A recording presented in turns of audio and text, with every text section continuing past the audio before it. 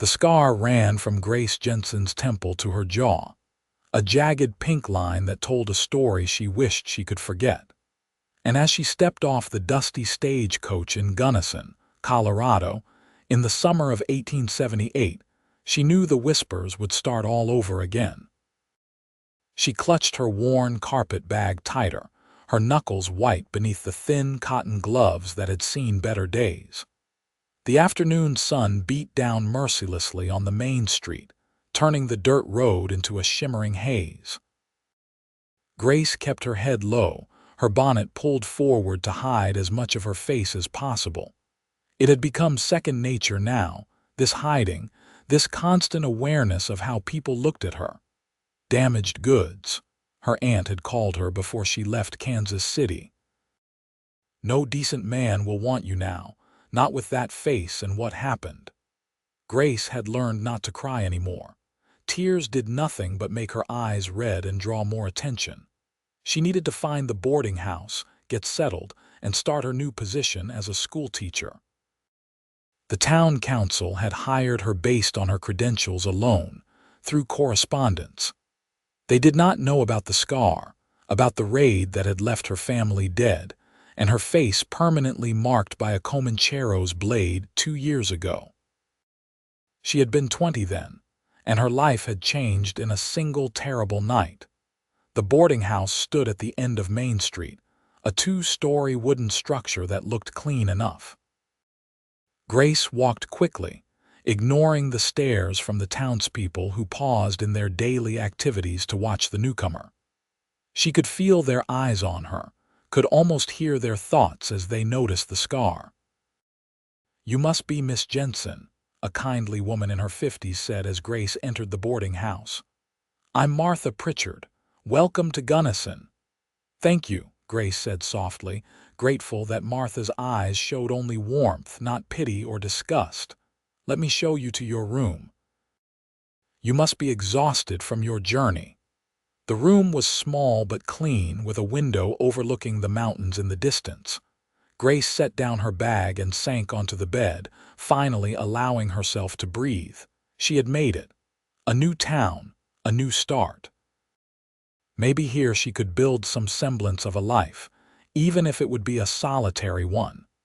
That evening, Grace ventured out to buy some essentials at the general store.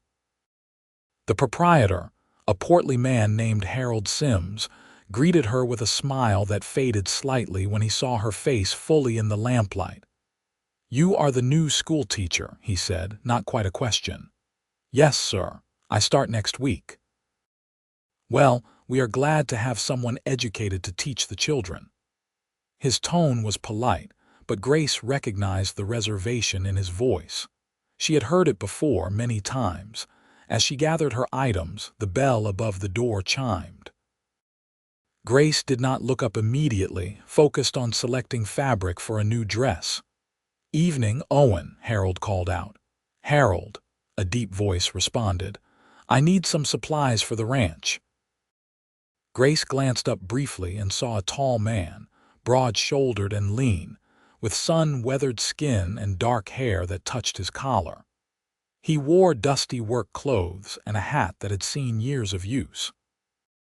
Their eyes met for just a moment before Grace looked away, her hand instinctively moving to touch the side of her bonnet. Owen Carmichael had seen a lot in his 30 years. He had fought in range wars, weathered droughts, lost family to disease and violence. Nothing much surprised him anymore. But when he saw the new woman in the general store, something shifted in his chest. She had turned away quickly, but not before he caught sight of the scar on her face. What struck him was not the scar itself, but the way she tried to hide, the shame in her posture, the expectation of rejection in her quick retreat. He knew that feeling too well. "Who is that?" he asked Harold quietly as the woman moved to the other side of the store. "New schoolteacher. Grace Jensen. Just arrived today from Kansas City." Owen nodded slowly, gathering his supplies. He found himself watching her from the corner of his eye. She moved with a quiet grace despite her obvious discomfort, her movements precise and economical. When she reached for a bolt of fabric on a high shelf, he stepped forward. "Let me help you with that, miss." Grace startled, stepping back. "I can manage, thank you." "I am sure you can," Owen said easily, reaching up to pull down the bolt anyway. "But no sense in you climbing when I am already here." Up close, he could see her face more clearly.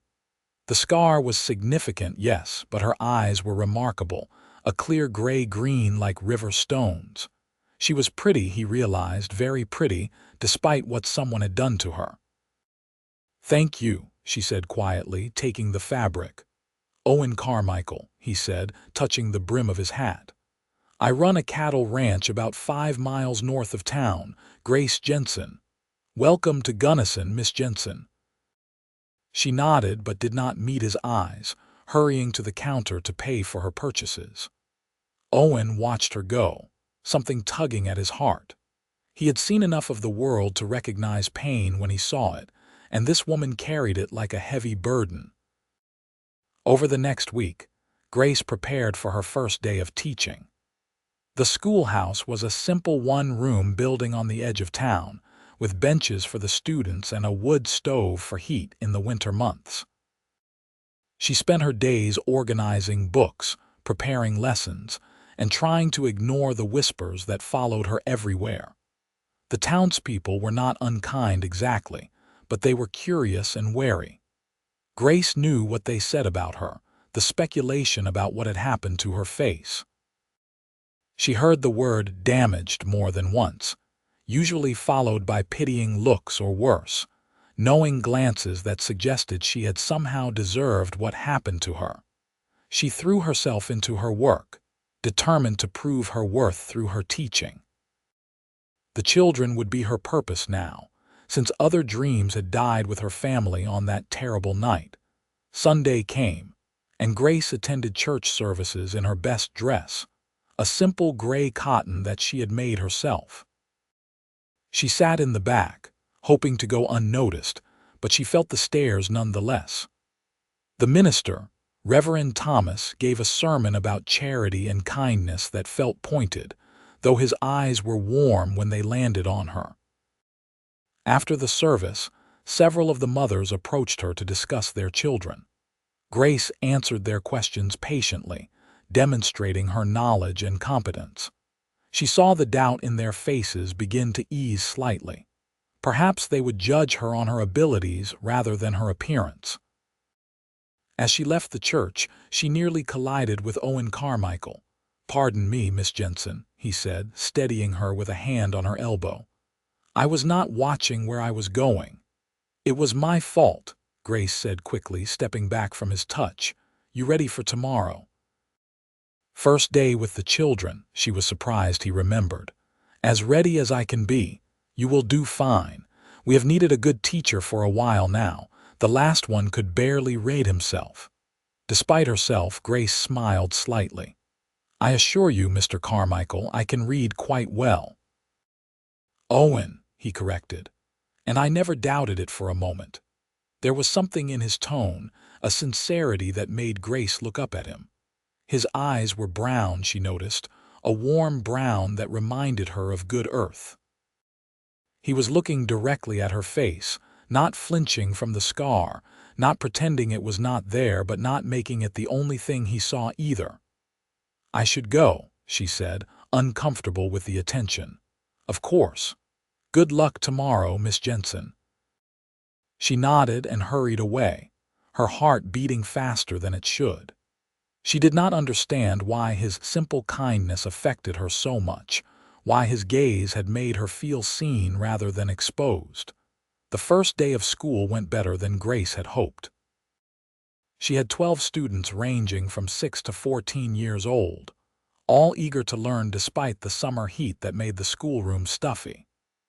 She taught reading, writing, arithmetic, and history, finding joy in the children's curiosity and questions. At lunchtime, she sat outside under a cottonwood tree, eating the simple meal she had packed. The The children played nearby, their laughter a balm to her wounded spirit. "Miss Jensen," a small voice interrupted her thoughts. She looked up to see a girl of about 7 with dark braids and serious eyes. "Why do you have that mark on your face?" Emma, an older girl, perhaps 12, grabbed the younger child's arm. "That is rude," Grace held up her hand. "It is all right." She looked at Emma gently. "I was hurt in an accident a couple of years ago. This scar is what is left from it." "Does it hurt?" Emma asked, her curiosity innocent and genuine. "Not anymore.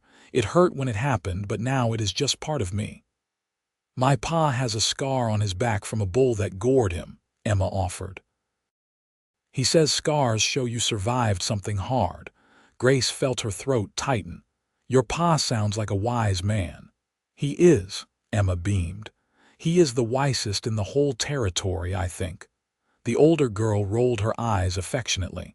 "Come on, Emma, let Miss Jensen eat her lunch." As they ran off, Grace touched the scar lightly. She had never thought of it as a sign of survival, only as a mark of shame, of the violence that had taken everything from her. But perhaps a child's innocent perspective held some truth. The weeks passed, and Grace settled into a routine. She taught during the day, prepared lessons in the evening, and spent her Sundays quietly, reading or walking in the hills around Gunnison. The town slowly accepted her, though she remained on the periphery of social life, never quite included in the gatherings and socials that seemed to happen regularly. Owen Carmichael came to town every Saturday for supplies. Grace noticed that he always seemed to be at the general store when she was, though she told herself it was just coincidence. He always greeted her politely, sometimes helping her with a heavy package or holding the door. He never mentioned her scar, never treated her with pity, and never asked invasive questions about her past. One Saturday, in late September, a commotion outside the general store drew everyone's attention. Grace looked up from the ribbon she was examining to see a crowd gathering in the street. "Someone got hurt at the Carson Ranch," Harold Sims said, peering out the window. "Looks bad." Grace followed the others outside. A wagon had pulled up in front of the doctor's office, and several men were carefully lifting someone down. She saw blood, a lot of it, and her stomach turned. "What happened?" someone asked. "Fell from a horse, broke his leg bad," one of the ranch hands replied. "Bone came right through the skin."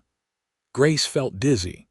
The sight of blood always brought her back to that night, to the screams and the chaos and her own pain.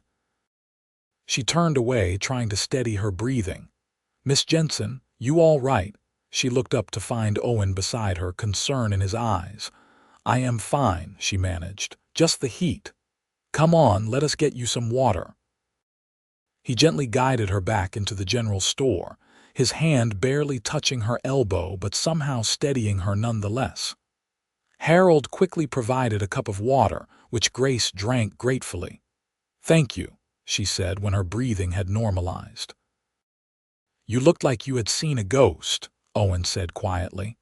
"I do not do well with blood," Grace admitted. "It reminds me of things I would rather forget." Owen nodded slowly. "We all have those memories." Something in his tone made her look at him more carefully. "You sound like you speak from experience." "My family was killed in a range war when I was 20, he said simply. "My parents, my 2 younger brothers.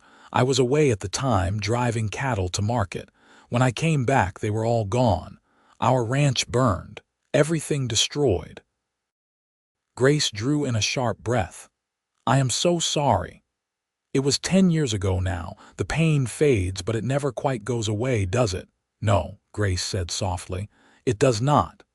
They stood in silence for a moment, a shared understanding passing between them. Here was someone who knew what loss felt like, who carried his own scars even if they were not visible.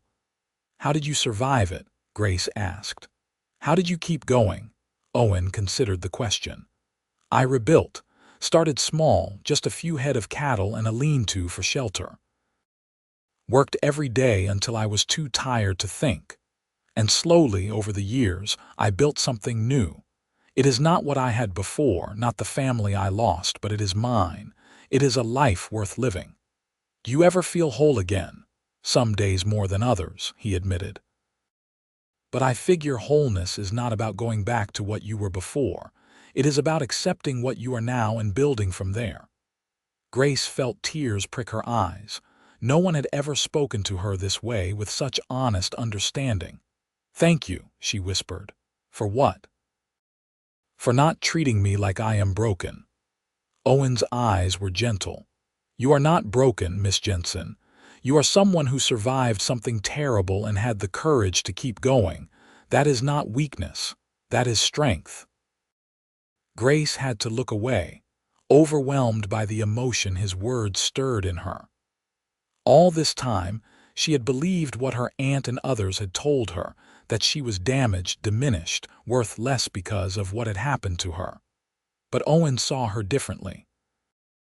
"I should get back to my shopping," she said, needing to escape before she completely lost her composure. "Of course. But Miss Jensen," she looked back at him, "if you ever need someone to talk to, someone who understands, I am a good listener." She nodded, not trusting her voice, and hurried to finish her errands. That night, Grace lay awake in her small room, replaying the conversation with Owen.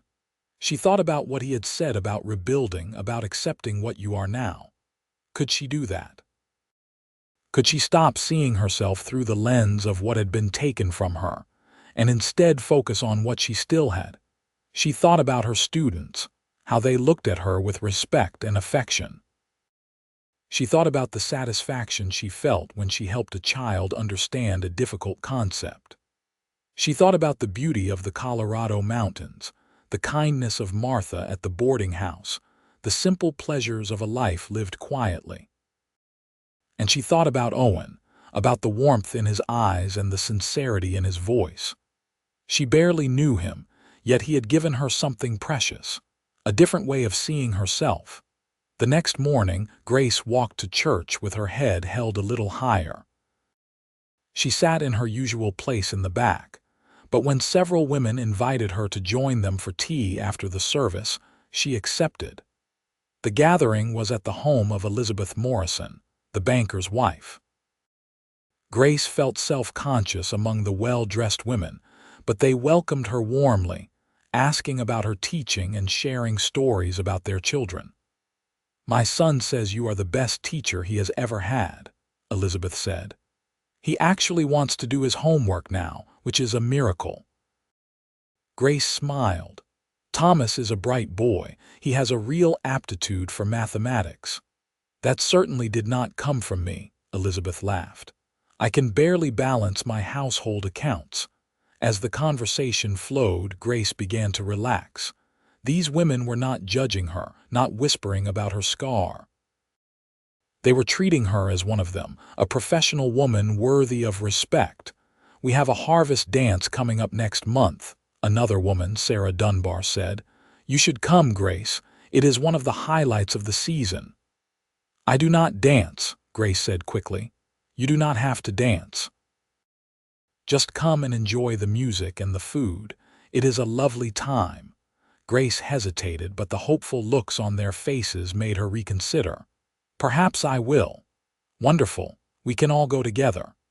As Grace walked back to the boarding house later, she felt something unfamiliar stirring in her chest. It took her a moment to recognize it. Hope. Maybe she could have a life here. Maybe she could be more than just the scarred schoolteacher people pitied. Maybe she could be part of a community, have friends, belong somewhere. The weeks leading up to the harvest dance passed quickly. Grace's teaching continued to go well, and she found herself looking forward to each day. The children adored her, and their parents expressed their satisfaction with her work. She had even begun to join some of the women for tea regularly, forming the beginnings of real friendships. But what surprised her most was how often she thought about Owen Carmichael. She saw him almost every Saturday, and their conversations grew longer and more personal. He told her about his ranch, about the challenges of raising cattle in the Colorado high country, about his dreams of building his herd into something significant. She told him about her love of teaching, about the books she read, about the small joys she found in everyday life. They never spoke directly about their pasts again, but the shared understanding remained, an unspoken bond that made Grace feel less alone. The night of the harvest dance arrived, and Grace dressed carefully in a new dress she had made, a soft blue cotton that brought out the color of her eyes. She had debated wearing her bonnet but decided against it. She was tired of hiding. The dance was held in the largest barn in town, decorated with autumn leaves and lit by dozens of lanterns. Music from a fiddle, guitar, and harmonica filled the air, and the scent of apple cider and fresh bread made Grace's mouth water. Sarah and Elizabeth found her immediately, pulling her into their group. Grace watched the dancers, tapping her foot to the lively music. She had loved to dance once, before the raid, but now the thought of being the center of attention, of having everyone watch her, made her anxious. Miss Jensen. She turned to find Owen standing beside her, looking unfamiliar in clean trousers and a pressed shirt. He had even shaved, and Grace caught herself staring at his strong jawline. "Mr. Carmichael," she said, feeling suddenly breathless. "You look lovely tonight." Grace felt heat rise to her cheeks. "Thank you. Would you care to dance?" "I do not dance anymore," she said automatically. "Why not?" The simple question caught her off guard. Why not indeed? Because people would stare. They already stared, because she might look foolish. Everyone looked foolish sometimes. "I am out of practice," she said instead. "So am I," Owen admitted. "I spend most of my time with cattle, who are terrible dance partners. But I would be honored if you would take a chance on me anyway."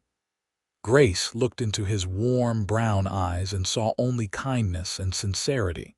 Before she could talk herself out of it, she placed her hand in his. Owen led her to the dance floor just as a slower waltz began. He placed one hand gently at her waist, holding her other hand in his. Grace tensed, aware of the people watching, but then Owen began to move, and she had to focus on following his lead. "Just look at me," he said softly. "Forget everyone else. It is just you and me and the music." Grace met his eyes and felt the rest of the room fade away. He was not a graceful dancer exactly, but he was steady and confident, guiding her through the steps with gentle certainty. She stumbled once, but he simply adjusted, never making her feel clumsy. "You are doing wonderfully," he murmured. "You are a good teacher," she replied. "I have excellent motivation." The warmth in his voice made Grace's heart skip. They moved together in silence for a while, and Grace realized she was actually enjoying herself. When was the last time she had felt this light, this happy? When the song ended, Owen did not immediately release her. They stood for a moment, hands still joined, eyes locked. "Thank you," Grace said softly. "The pleasure was entirely mine, Miss Jensen." "Grace," she said impulsively. "Please call me Grace." His smile was like sunrise. "Only if you call me Owen." "Owen," she repeated, liking the way his name felt on her tongue.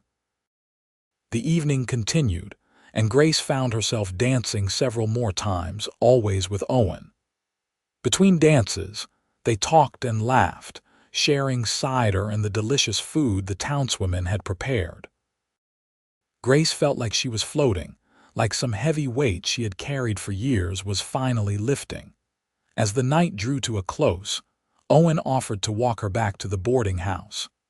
The October air was crisp, and Grace pulled her shawl tighter around her shoulders. "I had a wonderful time tonight," she said as they walked slowly down the quiet street. "So did I. Truth is, I almost did not come. I do not usually attend these things." "Why did you come?" Owen looked at her, his expression serious in the moonlight. "Because I hoped you would be there." Grace's breath caught. "Owen." I know this might be too forward, and if it is, please tell me and I will back off. But Grace, I have not been able to stop thinking about you since the day I first saw you in the general store, not because of your scar, but in spite of it. Because of who you are, the strength I see in you, the kindness and intelligence. You are the most remarkable woman I have ever met. I am not remarkable, Grace protested weakly. I am just a school teacher with a ruined face. Your face is not ruined, Owen said firmly. And you are remarkable, whether you see it or not. You survived something terrible and came out the other side with your compassion and courage intact. You moved to a new town alone, faced down the stairs and whispers, and made a place for yourself. You give those children hope and knowledge every single day. If that is not remarkable, I do not know what is. Tears streamed down Grace's face now, and she did not try to stop them. People say I am damaged goods, that no decent man would want me. Then people are fools. Owen reached up, gently wiping a tear from her cheek with his thumb. Grace, I have been alone for 10 years because I never met anyone who made me want to risk my heart again. But you make me want to risk it. You make me want to build something more than just a ranch. You make me want a future I had stopped dreaming about. I am afraid, Grace whispered. I am afraid to hope, afraid to want things again. I know, I am afraid too, but maybe we can be afraid together. Maybe we can help each other build something new. Grace looked at this man who saw past her scar to the woman beneath, who understood loss and survival, who made her feel seen and valued for the first time in years. And she realized that she wanted this, wanted him, wanted the possibility of happiness even if it terrified her. I would like that, she said softly. Owen's smile was radiant. May I court you, Grace, properly? Yes, she said, laughing through her tears. Yes, you may. He lifted her hand to his lips, pressing a gentle kiss to her knuckles. I will do everything in my power to make you happy. You already have, Grace said truthfully. They stood there in the moonlight, two wounded souls finding unexpected solace in each other, and Grace felt hope bloom in her heart like a flower after a long winter. The courtship that followed was the sweetest time of Grace's life. Owen came to town every Sunday after church, and they would walk together, talking about everything and nothing. He told her about his dreams for his ranch, about wanting to raise the finest cattle in Colorado. She told him about her childhood, about her parents and siblings who had been killed in the raid, about the books she loved and the places she hoped to see someday. Owen never pushed her for more than she was ready to give. Their first kiss came 3 weeks into their courtship, under the same cottonwood tree where Grace ate lunch with her students. It was gentle and sweet, a question rather than a demand, and when Grace kissed him back, she felt something broken inside her begin to heal. The town watched their courtship with interest, and to Grace's surprise, approval. The women who had tea with her regularly expressed their delight that she had found someone. Even the men, who might have been expected to question why Owen would choose a scarred woman, seemed to respect his choice. Owen has always been a man who knows his own mind, Harold Sims told Grace one day at the general store. If he loves you, and it is clear as day that he does, then you must be something special. Grace carried those words with her like a treasure. As autumn turned to winter, Owen began talking about the future. My ranch house is not much right now, he told Grace as they sat together in Martha's parlor one Sunday afternoon. Just 3 rooms and a bit drafty, but I could build more rooms, make it a proper home for a family. It sounds lovely, Grace said, her heart racing at the implication. Grace. Owen took both her hands in his. I know we have not been courting long, but I am 30 years old and I have waited long enough to find the right person. You are it for me. You are everything I ever wanted and things I did not even know I needed. I want to wake up next to you every morning and fall asleep beside you every night. I want to build a life with you, Have children with you if you want them. Grow old with you. Yes, Grace breathed. Yes to all of it. I have not asked the question yet, Owen said with a gentle smile. Then ask it. Owen reached into his pocket and pulled out a simple gold band. Grace Jensen, will you marry me? Will you be my wife and let me spend the rest of my life proving that you are perfect in my eyes? Perfect in your eyes, Grace repeated, tears streaming down her face again, but happy tears this time. No one has ever called me perfect. Then everyone else is blind, so what do you say? Will you marry me? Yes, Grace said, laughing and crying at the same time. Yes, 1,000 times yes. Owen slipped the ring on her finger and pulled her into his arms, kissing her thoroughly. When they finally broke apart, both breathless, Martha appeared in the doorway with a knowing smile. I take it congratulations are in order. We are getting married. Grace exclaimed, happiness bubbling up inside her like champagne. About time, Martha said warmly. You two are perfect for each other. They were married in December, just before Christmas, in the small church with the whole town in attendance. Grace wore a simple white dress that Sarah and Elizabeth had helped her make, with long sleeves and a high neck trimmed in lace. She wore her hair up, with a few curls framing her face, and made no attempt to hide her scar.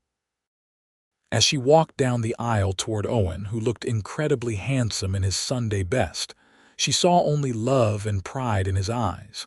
Not pity, not tolerance, not resignation. Just pure, uncomplicated love. Dearly beloved, Reverend Thomas began, we are gathered here today to witness the union of Owen Carmichael and Grace Jensen in holy matrimony. Grace barely heard the words.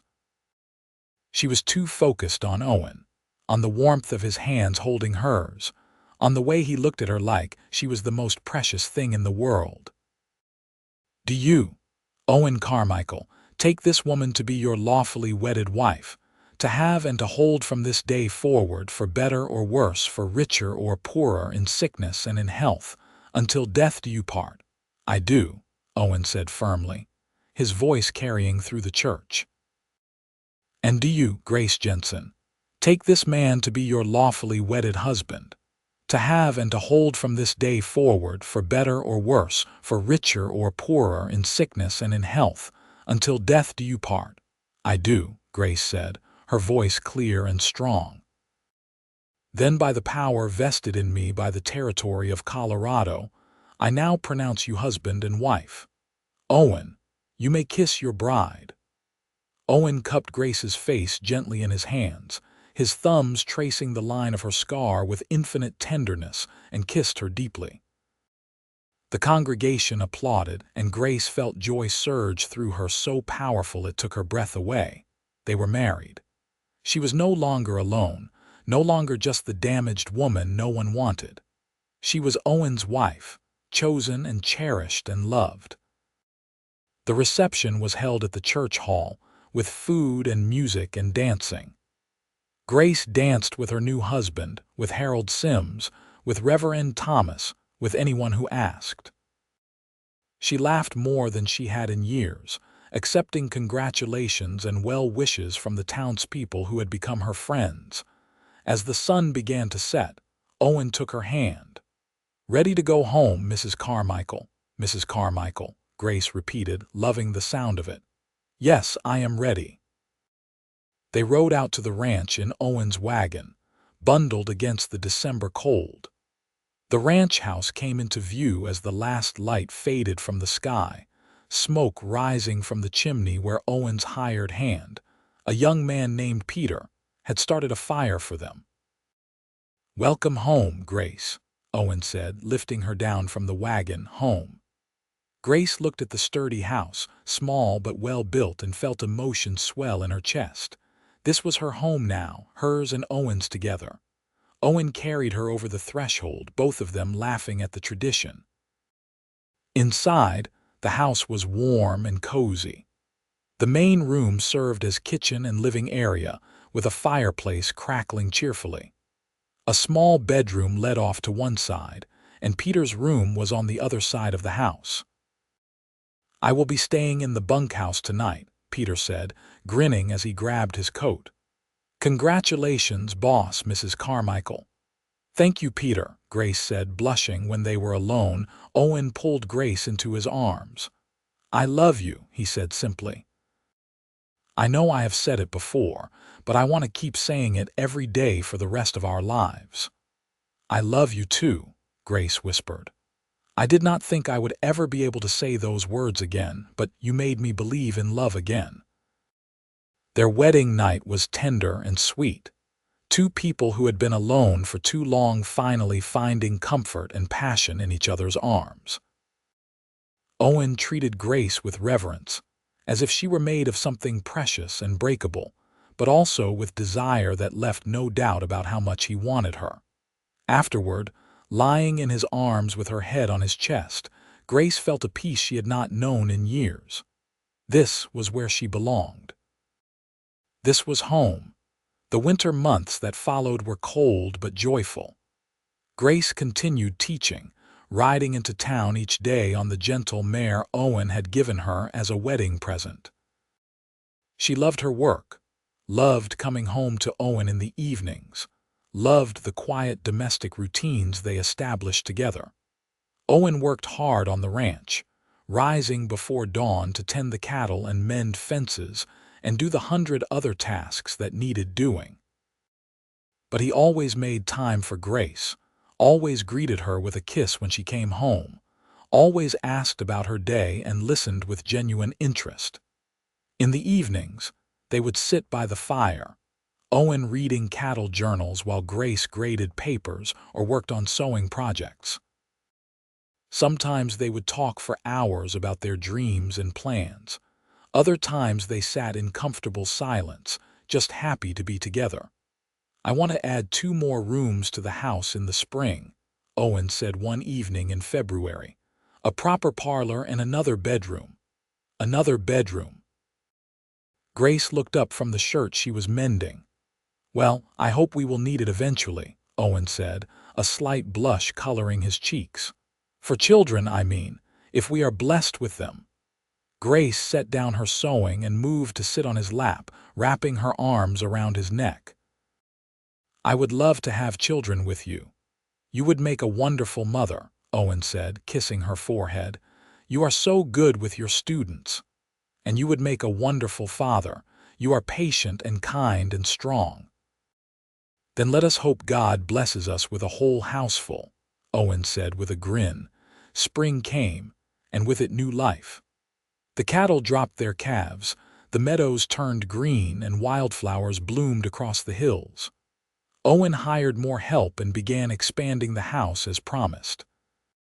Grace discovered she was pregnant in April, and the joy on Owen's face when she told him made her cry happy tears. "We are going to have a baby," Owen said wonderingly, placing his hand on her still flat stomach. "Grace, you have made me the happiest man alive." "I am happy too," Grace said. "Happier than I ever thought possible." The pregnancy progressed smoothly through the summer.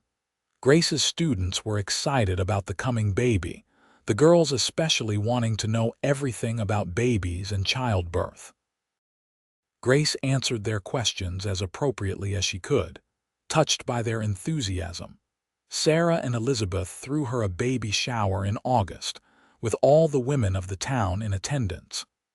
Grace received blankets and tiny clothes and homemade toys, along with advice both helpful and ridiculous.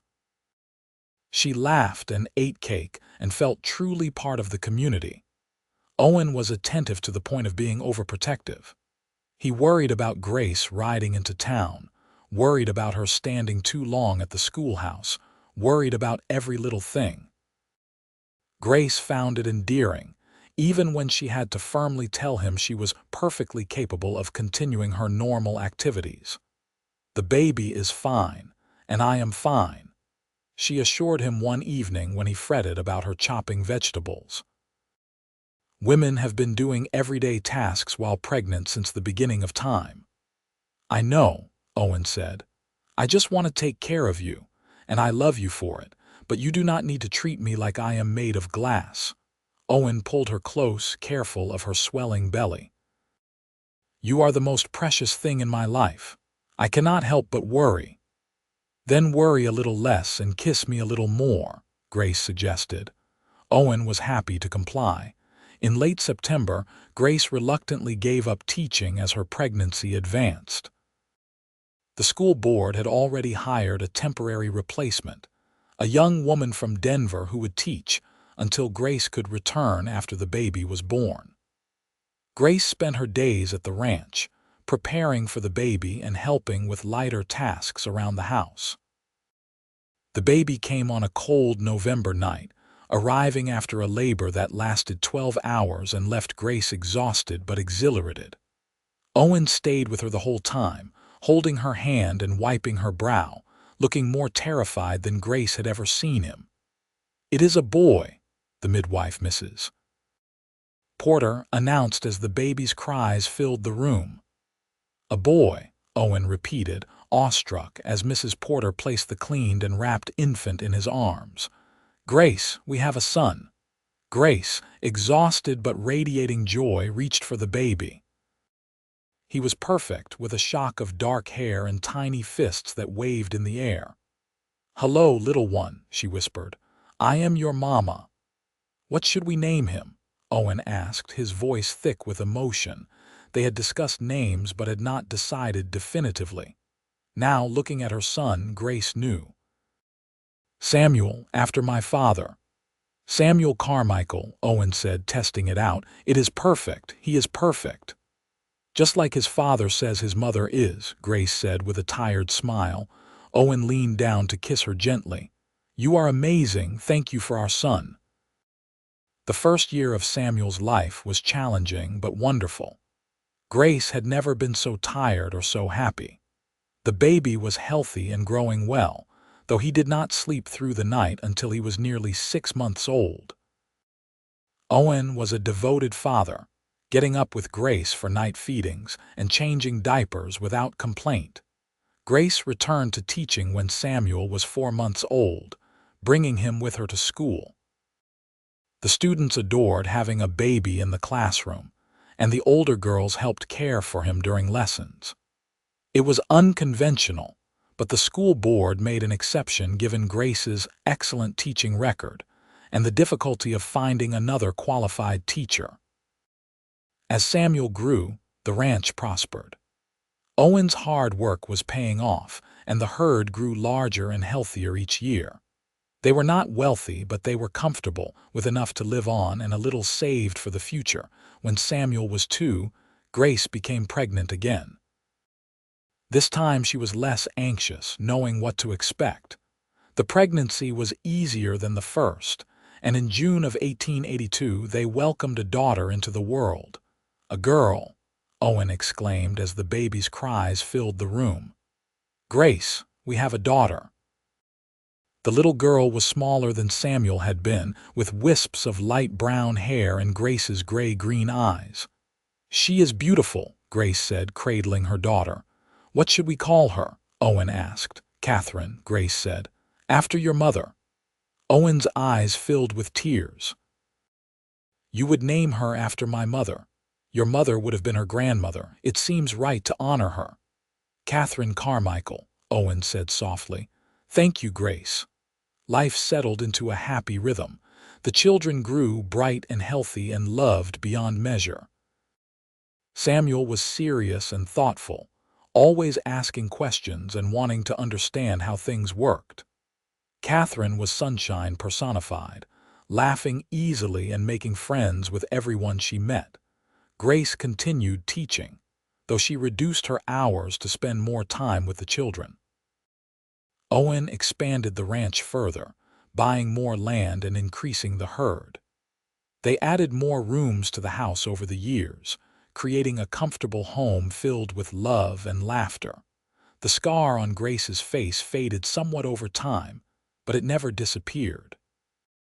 Sometimes she caught sight of it in the mirror and remembered the pain and fear of that terrible night so long ago. But mostly she did not think about it anymore. It was just part of her, like the gray in her hair that started appearing in her 30s or the laugh lines around her eyes. Owen still traced it sometimes when they lay in bed together, his touch gentle and loving. "This scar brought you to me," he said once. "If that raid had not happened, you might never have come to Gunnison. I might never have met you." "That is a strange way to think about tragedy," Grace said. "Maybe. But I believe God can bring good things out of terrible circumstances. That raid was evil and wrong, and what happened to you was unjust. But the life we have built together, the love we share, our children, this is all good. And I will be grateful for you every day of my life, no matter how you came to be here." Grace kissed him, pouring all her love into it. This man who had seen past her scars to the woman beneath, who had called her perfect when the world called her damaged, who had given her a life more beautiful than she had ever dreamed possible. The years passed in a blur of seasons and milestones. Samuel grew into a tall, serious young man who loved working the ranch with his father. Catherine inherited her mother's love of learning and became a teacher herself, taking over Grace's position at the school when Grace finally retired at 50. Grace and Owen grew older together, their hair graying and their bodies slowing, but their love remained constant. They added a front porch to the house and spent their evenings there, watching the sun set over the mountains, holding hands like young lovers. "You remember the first time we met?" Owen asked one evening when they were both in their 60s. "In the general store," Grace said. "You helped me get that bolt of fabric down. I knew right then that you were special. Something about you just reached right into my heart and took hold." "I was so scared that day," Grace admitted. "Scared of being in a new place, scared of people seeing my scar, scared of being alone for the rest of my life." "You were never alone after that day," Owen said. "From the moment I saw you, you were mine and I was yours." "You told me I was perfect in your eyes," Grace said, remembering that moment so many years ago when Owen had first said those words. "No one had ever said anything like that to me before. It was true then, and it is true now. You are perfect, Grace, perfect for me, perfect as you are." That scar, the pain you carried, the strength you showed in surviving and rebuilding your life, all of it made you who you are. And who you are is the woman I love more than anything in this world. Tears slipped down Grace's cheeks. "I love you too. You gave me everything, Owen. A home, a family, a life worth living. You made me believe I could be happy again." "We made each other happy," Owen corrected. "That is what love does. It does not fix everything or make the pain disappear completely, but it makes life worth living. It gives us hope and purpose and joy." They sat in comfortable silence as the stars began to appear. Two people who had found each other against all odds and built a beautiful life together. When Samuel was 25, he married a sweet young woman named Anna, and they settled on a piece of land adjacent to Owen's ranch. They gave Grace and Owen 3 grandchildren, who ran wild across the ranch and filled the house with noise and energy. Catherine married at 23 to a teacher from Denver, and they moved to the city but visited often. She gave Grace and Owen 2 more grandchildren, quieter children who loved books and learning. Grace and Owen delighted in their grandchildren, spoiling them shamelessly and telling them stories about the old days. Grace told them about growing up in Kansas, about the students she had taught over the years. Owen told them about building the ranch from nothing, about the hard winters and dry summers, and the satisfaction of creating something lasting. But they never told the children about the raid that had scarred Grace, about the violence that had taken her family. That pain was Grace's to carry, and she had learned to carry it lightly, as part of her story but not the whole story. One warm summer evening, when Grace was 72 and Owen was 73, they sat on their porch watching their grandchildren play in the yard. Samuel and Anna's youngest, a boy of 5, ran up to them. "Grandma, why do you have that line on your face?" he asked with the innocent curiosity of childhood. Grace smiled, remembering another child asking the same question so many years ago. "I was hurt a long time ago before I even came to Colorado. This scar is what is left from it." "Does it hurt?" "Not anymore, sweetheart. It hurt when it happened, but now it is just part of me." "Grandpa says you are the most beautiful woman in the world," the boy said matter-of-factly. Grace looked at Owen, who winked at her. "Your grandpa is a very smart man. He also says scars show you survived something hard." Grace felt her throat tighten with emotion. She had said those same words to a student once, quoting the child's father, and now here was her own grandson, reflecting that wisdom back to her. "That is exactly right," she said, pulling the boy into a hug. "And surviving makes us stronger and braver." The boy nodded seriously and ran off to rejoin his siblings and cousins. Grace watched them play, these beautiful children who existed because she had survived, because she had been brave enough to start over in a new place, because she had opened her heart to love again.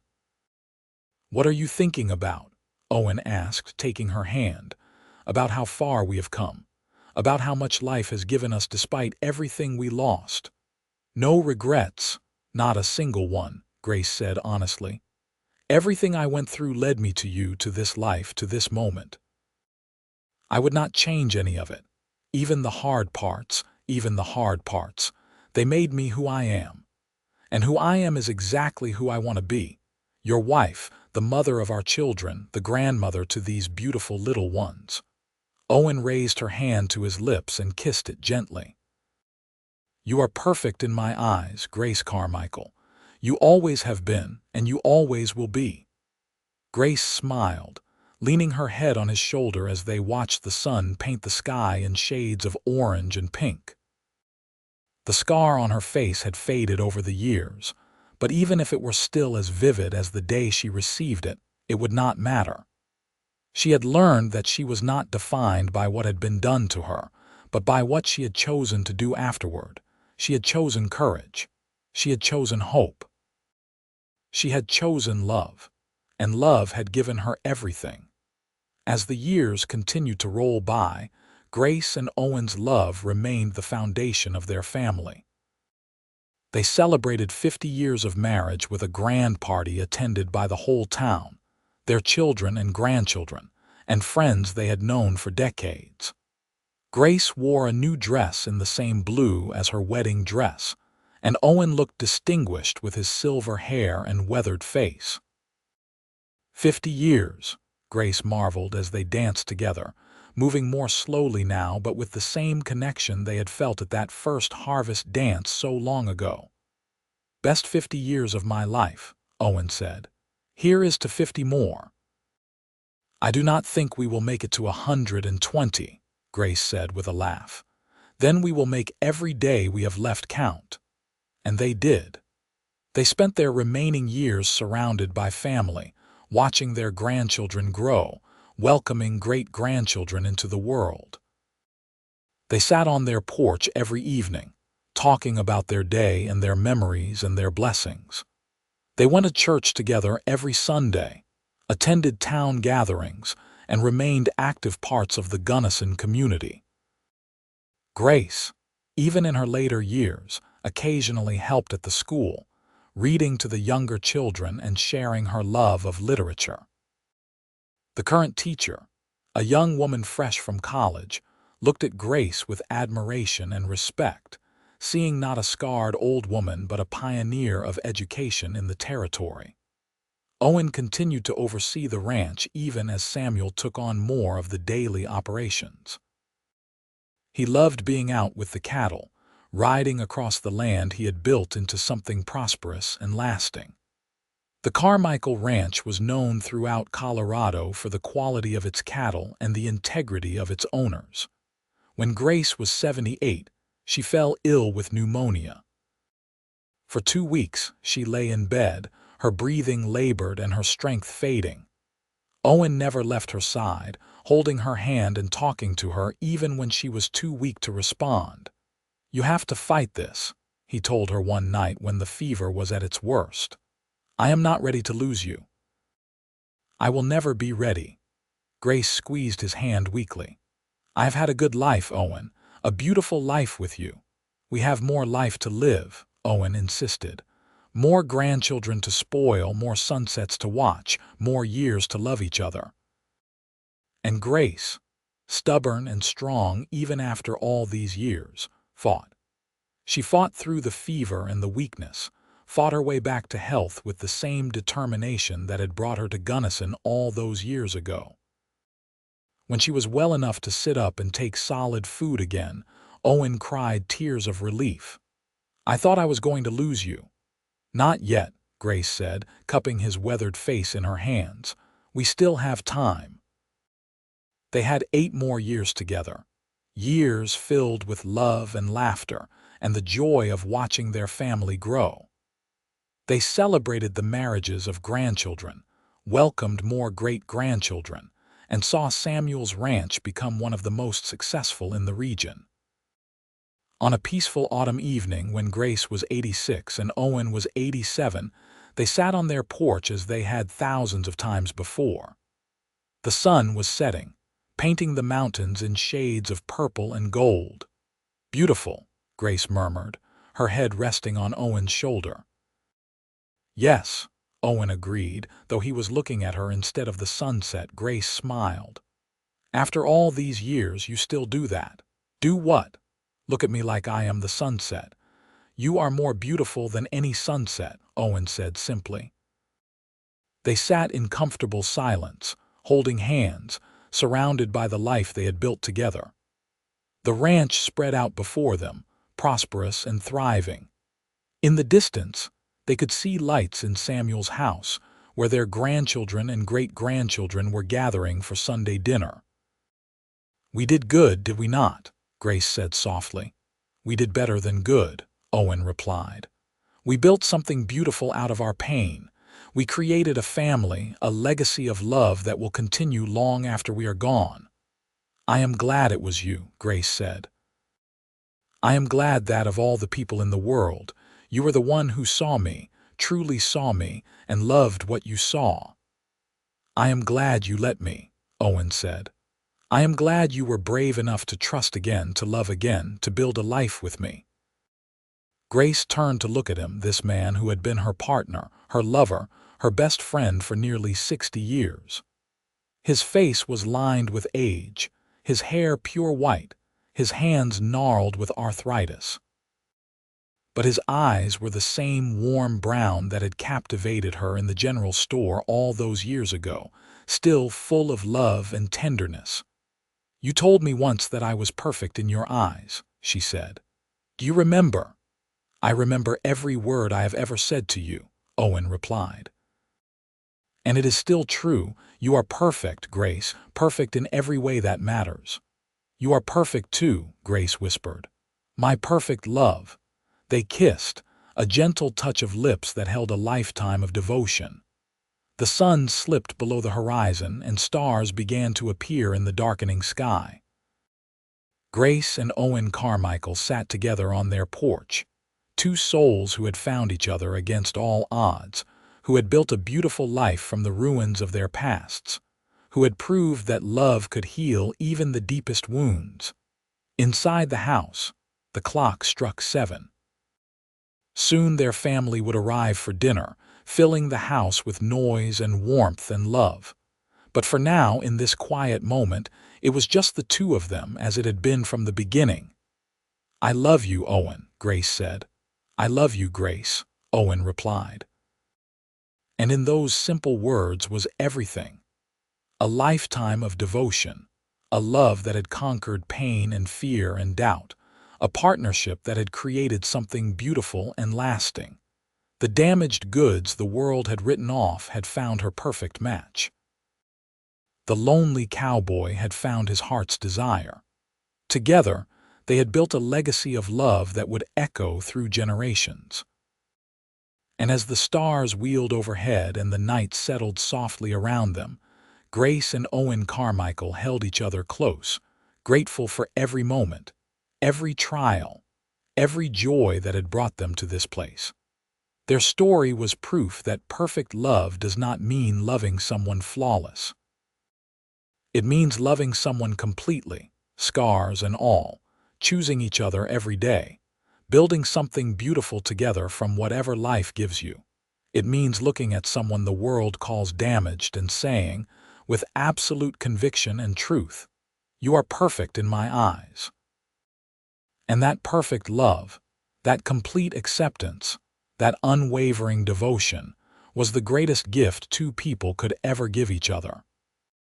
It was the legacy Grace and Owen left to their children and grandchildren and great-grandchildren. The knowledge that true love sees past the scars to the beautiful soul beneath, and that being seen and loved for who you truly are is the most precious thing in the world.